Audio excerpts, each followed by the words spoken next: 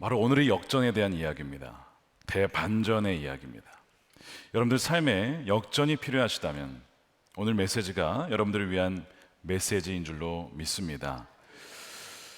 한나의 기도가 오늘 2장에 쓰여져 있는데 사실 기도라기보다는 노래, 찬양이 훨씬 더 가깝습니다. 하나님의 내 삶에 역전을 행하셨다. 역전에 하나님께 감사하며 찬양하는데 기쁨으로 충만해요. 사무엘을 얻어서 기쁜 게 아니고, 물론 그것도 기쁘지만 지금은 사무엘을 드렸잖아요. 그러니까 드림으로서 얻는 기쁨, 더 나아가서 나에게 선물을 주신 그 하나님으로 인한 기쁨, 그 기쁨으로 지금 충만한 것입니다. 1절에 한나가 기도를 아뢰었다. 주님께서 나의 마음에 기쁨을 가득 채워주셨습니다. 주님께서 나를 구하셨으므로 내 기쁨이 큽니다. 여러분들에게 기쁨으로 충만하시기를 축원합니다. 기쁨을 하나님이 주신다는 거예요. 한나가 하나님을 새롭게 경험을 합니다.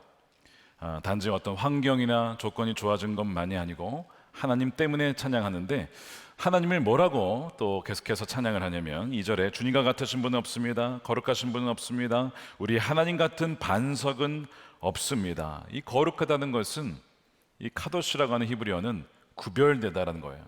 하나님과 우리는 완전히 차원이 다른 분이십니다. 그분은 창조주시고 생명의 근원이시고 또한 유일한 공급자이십니다.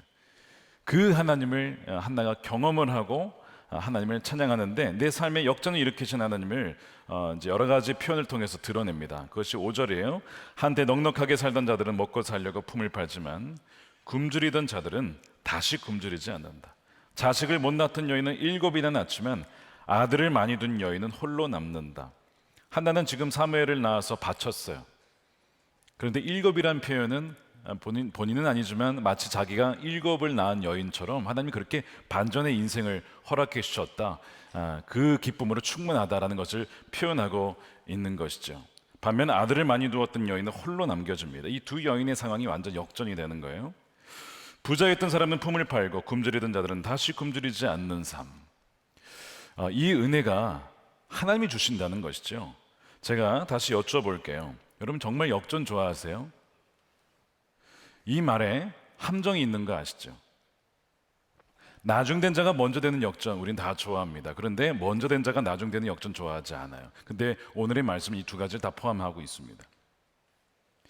한나는 하나님의 은혜로 말미암아 불모지와 같았던 자신의 인생에 하나님이 응답하셔서 사무엘을 주셨어요. 그리고 그것을 드림으로써 기뻐합니다. 오히려 하나님께서 이 아들을 통해서 행하실 일을 찬양하죠.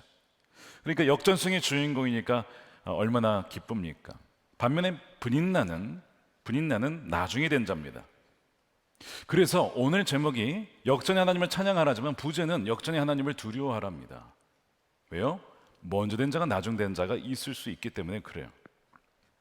우리는 말씀을 묵상할 때 내가 당연히 역전승의 주인공이라고 생각을 합니다.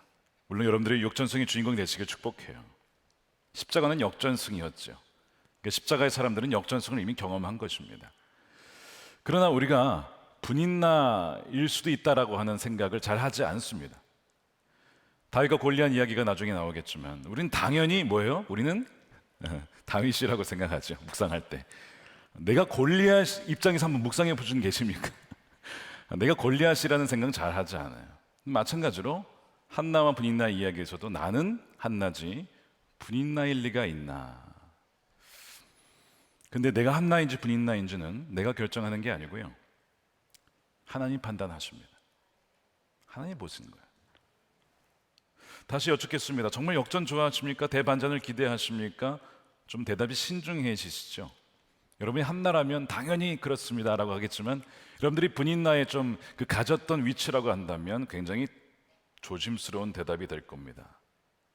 오늘 말씀을 통해서 우리가 한나인지 분인나인지를 한번 봤으면 좋겠어요. 한나의 노래를 읽다 보면 패턴을 발견하게 돼요. 거기 4절이 나오는데, 용사들의 활은 꺾이나 약한 사람들은 강해진다. 이 용사들이란 강자를 말합니다. 세상에서 강자예요. 근데 그 활이 꺾어진답니다. 누가 꺾으시는 거예요? 하나님이. 그 용사들의 활을 꺾어요. 반면에 약했던 사람들은 강하게 만드십니다. 이런 패턴이 일어나요. 강한 자가 약하게 되고 약한 자가 강해진다. 이게 계속 나타나거든요. 누가 그렇게 하시냐면 주님이 하신대요. 이 주님은 야훼라고 되어 있습니다. 스스로 존재하는 자, 나는 나이기 때문에 나다 라고 하는 의미, 창조주이시며 영원하시며 하나님의 백성들에게 복을 주시지만 또한 징계도 주시고 화도 주시는 그런 하나님이라는 뜻이 담겨 있죠. 그러니까 하나님을 우리가 두려워할 줄 알아야 됩니다. 그리고 하나님 경외할 줄 알아야 됩니다. 하나님은 사랑의 하나님이시지만 공의의 하나님이십니다. 한나가 8절에서 가난한 자의 삶을 역전시키는 패턴을 이렇게 표현하죠. 가난한 사람을 띠끌에서 일으키시며, 여러분 띠끌 가운데 계십니까? 하나님이 여러분들을 일으켜 주실 것입니다. 궁핍한 사람을 걸음더미에서 들어 올리셔서 귀한 자들과 한자리에 앉게 하시고 영광스러운 자리를 차지하게 하시는 은혜가 있게 될 줄을 믿습니다. 그것을 하시는 분이 하나님이 그렇게 하시는 거예요. 한나는 지금 사무엘을 바쳤어요. 더 이상 내 아들이 아닙니다. 하나님의 것입니다. 그러면서 어떤 마음이 드냐면 이 비천한 여인, 나를 통해서 태어난 이 아들이 하나님께서 어떻게 쓰실까? 이 아들을 통해서 기름 부어서 왕을 세우실 것인데, 아직 왕이 없던 때입니다. 근데 왕을 세울 것인데 그 기름 부음 받은 왕은 승리를 하나님이 주실 것이다라는 그 놀라운 예언적인 노래를 해요. 그녀가 정말 어느 정도까지 알고 말했는지는 정확히 모르겠지만 놀랍게도 자기가 지금 찬양하는 노래에 이미 신약의 예수 그리스도에까지 예언을 하고 있어요. 10장 후반 보죠. 주님께서 땅끝까지 심판하시고 세우신 왕에게 힘을 주시며 기름 부어 세우신 왕에게 승리를 안겨주실 것이다. 기름 부어 세우신 왕이 누굽니까? 다윗이에요. 이미 다윗의 탄생을 예견하고 있어요. 더 나아가서 기름 부어 세운 왕 누굽니까? 그리스도죠. 그게 그리스도, 메시아, 예수 그리스도, 더 나은 다윗인 예수님을 이미 가리키고 있어요. 이건 한나는 예언자입니다. 놀라운 여인이에요. 그래서 우리가 계속해서 수천 년이 지나도 이 한나의 여성의 이 인생과 믿음을 우리가 살펴보고 있는 것입니다. 놀라운 대반전이죠. 불임이었던 한 시골에 보잘것없었던 여성의 인생이 하나님께서 들어주셔서 이렇게 사용하시다니, 이것이 대반전의 역사입니다. 그래서 한나는 하나님을 찬양하는 거예요. 이 찬양이 노래가 여러분의 노래가 되시길 축복합니다. 이 대반전은 하나님이 하시는 방식인데 패턴입니다. 아브라함이 자식이 없었죠. 내가 너를 통해 민족을 이룰 거야. 저는 자식이 없는데요. 아내가 불임이에요. 사라. 태가 닫혀 있어요. 근데 그녀를 통해 이삭이 태어나죠. 하나님이 하신 겁니다. 이스라엘이 블레셋에 의해서 엄청나게 고생을 합니다. 빼앗기고 죽임을 당하고 사랑하는 이들을 잃어버리고, 하나님 살려주십시오. 삼손을 보내세요. 누구를 통해? 마노아의 아내, 불임이었던 마노아의 아내를 통하여서 삼손을 보냅니다. 똑같은 방식이 하나님이 하신 거예요.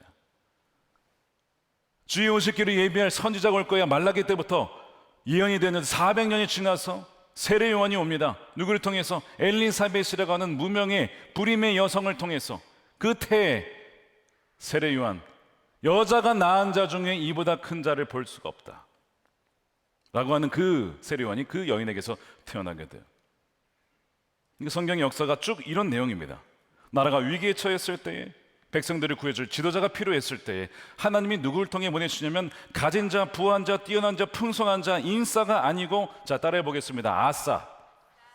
전문 용어입니다. 아싸. 아웃사이더.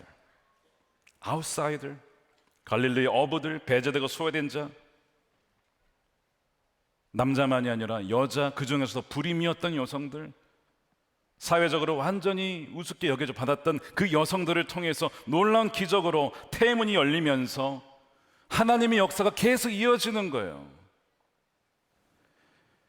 특별히 예수님은 결혼도 하지 않은 동정녀 마리아에게서 태어나십니다.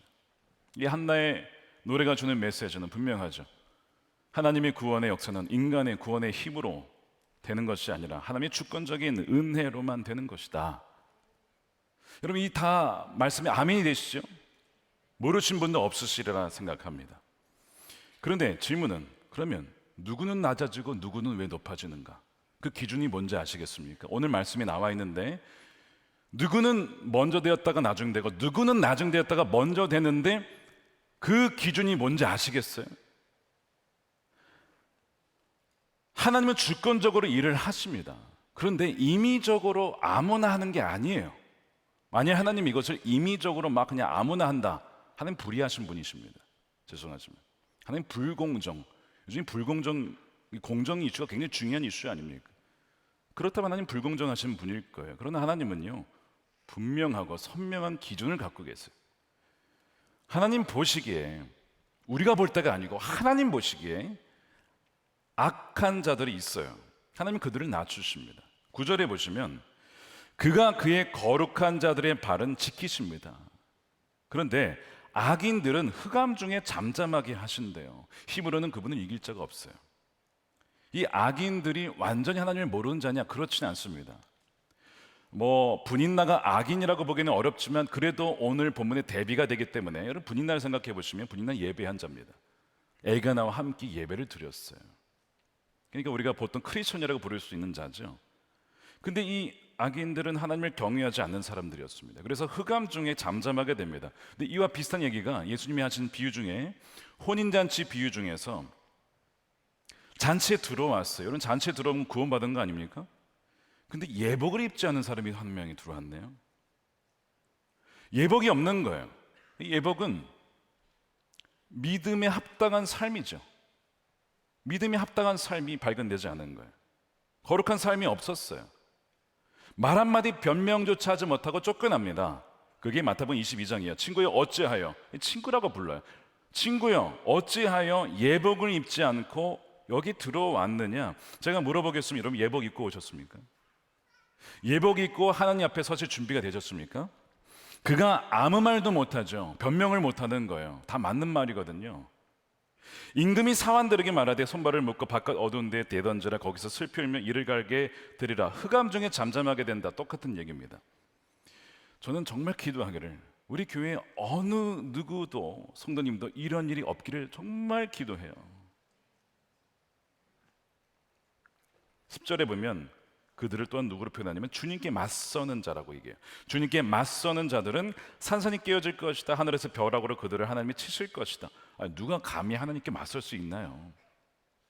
누가 성경은 하나님께 맞서는 자라고 하냐면 교만한 자라고 얘기를 합니다. 베드로전서 5장 5절은 굉장히 오늘 본문에 해석하는 키가 되는 성경 구절인데 함께 읽어보겠습니다. 시작. 서로 겸손으로 허리를 동이라. 하나님은 교만한 자를 대적하시되 겸손한 자들에게는 은혜를 주시느니라. 하나님을 적으로 만들려면 여러분 교만하시면 됩니다. 그럼 하나님이 여러분의 적이 되실 겁니다.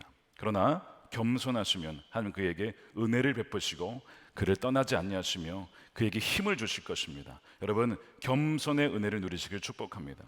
한나의 노래는 이 구절의 주석이에요. 주석. 하나님은 겸손자들에게 은혜를 주신다. 교만한 자들을 대적하신다. 교만한 자들을 낮추신다. 여러분 교만은 무엇이냐면 바로 성령을 거스르는 죄예요. 하나님을 의지하지 않고 의존하지 않고 내 자신과 능력을 의지하는 거거든요. 그 성향과 태도거든요. 그래서 교만의 다른 표현은 하나님의 은혜를 모르고 주제를 넘는 겁니다. 선을 넘는 거예요. 하나님의 자리를 대신하려고 하는 것이죠. 지난 금요 성경 집회 때 요셉이 내가 하나님을 대신하리까? 그럴 수 없다는 것이죠. 근데 교만은 그렇게 하겠다는 거예요. 변할 수 없는 선이신, 선 자체이신 그 하나님의 능력으로부터 반대로 돌아서 산낱 풀에 불과한 우리의 인생, 우리 사람의 능력을 향해 돌아서는 것이 교만이에요. 그래서 이 다른 모든 죄들은요, 허영과 시기와 정욕과 탐욕은 다 이 교만이라고 하는 데서 나오게 되는 것이죠. 이런 자들은 대역전을 당합니다. 현세에서 역전을 당하든지 현세에서 역전 안 당할 수도 있어요. 잘 살 수 있습니다. 여러분 시편에 악인들의 형통을 얘기하죠. 어떻게 악인들에게 형통할 수 있습니까? 현세 역전이 안 일어날 수 있어요. 근데 현세에서 역전이 일어나지 않으면 언제 일어날까요? 내세에서 일어납니다. 그것이 누가복음 16장이에요. 부자와 나사로 이야기입니다. 나사로는 가진 것이 없었어요. 근데 하나님을 의지했던 사람이에요. 부자는 가진 것이 많았고 날마다 호화로운 연회를 베풀며 삽니다. 그를 알고도 전혀 거들떠보지도 않아요. 그리고 아무런 심판이 없었어요. 잘 살았습니다. 그리고 그냥 죽음을 맞이해요. 평화롭게 죽음을 맞이합니다. 이게 끝이 아니잖아요, 이야기가. 내세에 부자는 지옥으로, 나사로는 아브라함 품에 안겨서 낙원에, 이렇게 전세가 뒤집힙니다. 나중에 부자가 내가 지옥에 있는 줄 몰랐다고, 내 형제들에게 알려달라고 그랬더니 뭐라고 하죠? 이미 다 예언자들을 보냈는데 그들이 듣지 않는다. 그러니까 예수님의 비유하실 때마다 무슨 얘기를 하시냐면 귀 있는 자는 들을지어다. 여러분들의 마음을 부드럽게 하십시오. 마음을 강팍하게 만들지 마십시오. 귀 있는 자는 들을지어다. 계시록에도 성령께서 교회들에게 하는 말을 들을지어다. 듣지 않았다는 것이죠. 위대한 반전이 일어납니다. 에스더서 얼마 전에 묵상했어요. 하만이 2인자였죠. 아하스웨로 왕 다음으로 권력자였습니다. 높은 곳에 올라갔어요. 날아가는 새도 떨어뜨릴 수 있는 권력을 가지고 인사하지 않았다고 모르드게를 완전히 바닥으로 쳐넣습니다. 권력자의 힘이 그런 거예요. 정치 권력이 그런 겁니다. 그리고 민족까지 다 말살시키려 할 때 금식하며 기도했던 에스더와 모르드게 어떻게 됩니까? 나중에 하만이 뒤집혀서 장대에 매달리고 모르드게는 높임을 받죠. 이런 이야기로 성경은 가득 차 있어요. 가득. 그러니까 우리가 어떤 인생을 살 것인가, 우리가 물론 선택을 하지만 하나님 보시기에 우리가 누구인지는 이미 다 알고 있습니다. 한나가 감사하게도 겸손히 하나님을 의지합니다. 그녀의 고통 때문이었어요. 하나님께 나아가는데 그녀가 삶에서 경험한 것이 있습니다.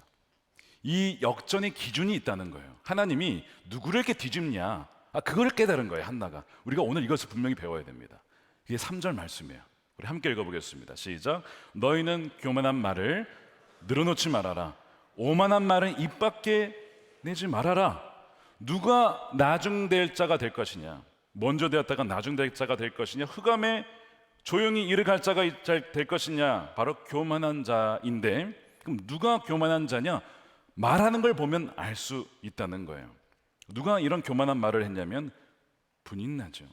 이 분인나는 원래 은혜를 받은 사람이에요. 왜? 자녀가 많았잖아요. 하나님이 자녀를 많이 주셨어요. 하나님은 이 자녀를 기업으로 주셨습니다. 그게 분인나예요. 그런데 분인나가 잊어요. 이게 하나님이 주신 선물인 것을, 하나님이 주신 은혜인 것을 잊어버리고 오만하여 텅 비어있는 한나의 태를 조롱합니다. 너는 왜 그러고 사냐? 너의 태는 왜 그러고 갖고 있는 거냐? 이런 식으로 비난하며 조롱하잖아요. 그 오만한 말을 한나가 들었고 하나님도 들었어요. 근데 한나는 그걸 가지고 대응하지 않아요. 악을 악으로 갚지 않아요. 모욕과 수모를 다 받아냅니다. 그 아픔을 하나님께만 토로합니다. 바로 여기에서 두 여인의 인생이 뒤바뀌게 됩니다. 스위치가 되는 거예요. 역전의 기준, 교만한가 겸손한가, 이 기준에 맞추어서 한번 우리를 점검해 봅시다. 우리는 지난 한 주에 혹시 교만한 말을 내뱉지는 않았습니까? 마치 내가 무엇인가 된 것처럼, 나에게 무슨 어떤 힘이 있는 것처럼, 아니면 누군가와 비교하며 내가 쟤보다 낫지라고 하는 그런 높아진 마음이 있지는 않았습니까? 사막 교부들의 금언집이라는 책이 있어요. 금언이라고 하는 것은 금지된 언어가 아니고 금과 같은 언어다, 불멸의 언어다라고 하는 뜻입니다. 3세기에 사막의 수도사들이 가서 수도를 하면서 수련을 하면서 주님을 닮아가는 자들이었는데, 그들이 했던 말을 모아놓은 거예요. 거기에 겸손의 파트가 있는데 그 중에 이런 얘기가 있습니다. 누가 겸손한 자냐? 주로 말과 관련되어 있고 분노와 관련되어 있습니다. 겸손이란 스스로를 다른 모든 사람보다 더한 죄인으로 생각하며 침묵하는 것, 자기를 아무것도 아닌 것으로 보는 것, 다투지 않는 것, 거짓을 말하지 않는 것, 헛되이 말하지 않는 것, 자신의 말을 주장하지 않는 것, 모욕을 참아내는 것, 깨어있는 것, 자신의 의지를 제거하고 누구에게도 화내지 않는 것, 누구도 시기하지 않는 것이라네. 시기도 교만에서 나오는 것이구나 하는 것을 알게 되죠. 이 에피소드가 몇 가지 나오는데, 한 형제에게 악마가 빛의 천사의 모습으로 가장을 하고 나타납니다. 여러분, 여러에게 천사가 나타나면 어떠실 것 같아요? 되게 영광스러울 것 같죠? 이 형제에게 빛의 모습으로 천사가 나타났어요. 사실은 사탄이죠. 근데 모르죠 뭐. 이 형제에게 이런 얘기를 하는 거예요. 나는 천사장 가브리엘이다. 내가 너에게 보냄을 받았다. 이렇게 얘기를 하니까 이 형제가 어떻게 반응을 하냐면, 당신이 혹시 다른 사람에게 보냄 받은 거 아닙니까? 저한테 왔다고? 다른 사람에게 갈 거 잘못 온 거 아닙니까? 이렇게 얘기를 하는 거예요. 저는 천사를 볼 자격이 없는 사람입니다. 악마가 떠나갑니다. 원래 악마가 미혹하려고 했어요. 악마는 천사의 모습을 가장해서 우리의 마음을 교만케 하거든요. 넌 대단한 사람이야 이러면서. 근데 악마가 유혹도 못하고 가버렸어. 너무 겸손하니까.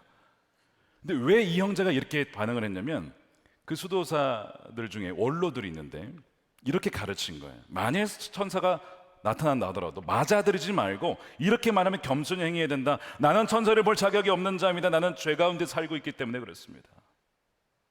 그러니까 이 마귀가 이 원로에게 대답을 하는 거예요. 나는 떠날 거야. 그런데 내가 그대에게 질문을 하나 하겠다. 복음서에서 염소는 누구고 양은 누구냐? 제가 여러분들에게 질문을 해볼게요. 복음서에서 누가 염소고 누가 양입니까? 쉽지 않죠. 내가 양이다라고 생각하시는 분, 이분이 이렇게 대답합니다. 염소는 나다. 누가 양인지는 하나님만이 아신다. 어디에 근거한 말씀이에요? 마태복음 25장입니다. 많은 사람들이 내가 양인 줄 알았는데 염소로 결론이 나요. 많은 사람들이 나는 염소인 줄 알았는데 사실은 양으로 결론이 나요. 반대, 역전이 일어나요. 여기서 대반전이 일어납니다. 원로가 그거 알고 있었어요. 나는 이 염소와 같은 자입니다.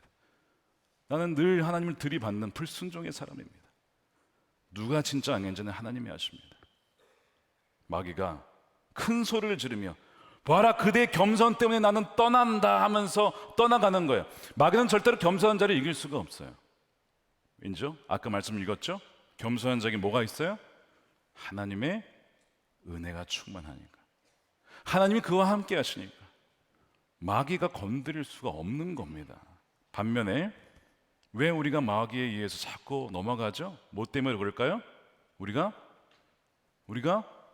교만해서 그럴 수 있어요. 그럼 마귀의 장난 놀이터가 됩니다. 갖고 노는 거예요. 분인나가 자신의 입술로 자신의 능력을 자랑했습니다. 오만하고 교만한 입술을 놀렸을 때 마귀가 떠나간 것이 아니라 하나님의 은혜가 떠나가며 성령이 소멸이 되는 거예요. 쓰실 수가 없는 것이죠. 그러나 한나가 어떻게 했습니까? 분인나로부터 온갖 조롱과 괴로움을 당할 때 오히려 그녀는 그럴수록 침묵하며 그 모든 아픔을 가지고 하나님께 나아가 겸손해지는 거예요. 그 고통 때문에 오히려 더 겸손해지는 거예요. 하나님께 의지하게 되는 거예요. 그랬을 때 마귀의 조롱은 떠나가고 하나님의 임재와 은혜는 그녀에게 충만히 임하는 겁니다. 그러면서 뭐가 열려요? 태가 열리며 사무엘이 잉태가 되는 거예요. 이게 하나님이 일하는 역사입니다.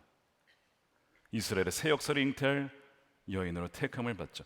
위대한 반전. 사실 분야도 얼마든지 사무엘을 잉태할 수도 있었죠. 그러나 그녀의 교만한 말이 그 은혜를 떠나보내게 한 겁니다. 교만이나 겸손이냐, 이것이 분수령입니다. 분수령이에요. 한나에게 이 겸손한 마음이 있었어요. 주님, 저는 자격이 없는 자입니다. 저는 완전히 파산한 자입니다. 좀 불임이잖아요. 미래도 없습니다. 생명을 창조할 능력이 저에게는 없습니다. 가장 절망적입니다. 가장 무능하고 가장 힘들 때에 그는 예배했어요. 성소를 찾아갔습니다. 눈물로 하나님께 고백했습니다. 완전 수월해, 완전 바닥에 처해있는 하나님이 그를 어떻게 언제 우리를 올리시느냐, 이렇게 고백할 때입니다. 하나님, 저는 영적으로 불임입니다. 불모지입니다. 저는 도덕적으로는 영적으로는 완전히 실패한 자입니다. 아무런 자격이 없는 자, 주인입니다. 저를 불쌍히 여겨주십시오. 긍휼히 여겨주십시오. 주님 외에 다른 분은 없습니다 라고 진정 고백하는 자를 하나님은 역전시키셔서 그 사람의 역전의 인생은 시작되는 줄로 믿으시길 축복합니다. 바로 여기에서 시작이 되는 거예요. 여러분 지금 혹시 고통을 당하십니까? 어떤 고난이 있으세요? 의미 없는 고난이 없어요. 분인나로부터 고통을 당할 때 그 고통 때문에 한나는 주님께 나간 거예요. 고통이 없었다면 그렇게 기도했을까요? 고통이 없었다면 그렇게 눈물 흘리며 주님께 매달렸을까요? 고통이 없었다면 과연 정말 사무엘을 바치면서 서원을 했을까요? 고난이 있었기 때문에 그렇게 주님만 의지하게 된 것이고 결국 한나를 하나님이 들어 쓰신 것이잖아요. 여러분들의 지금 어떤 형편이 있든지 하나님 한나처럼 남편에게 소망을 두는 것도 아니고 아들의 소망을 두는 것도 아니고 진정한 나의 남편이신 주님과 진정한 나의 긍휼적인 아들이신 주님, 하나님의 아들이신 예수님을 의지함으로 말미암아 역전의 노래를 부르는 여러분들의 삶이 되시기를 축복합니다. 이 한나의 노래가, 한나의 찬양이, 한나의 감사가 여러분들의 매일의 평생의 여러분들의 고백과 찬양이 되시기를 축복합니다.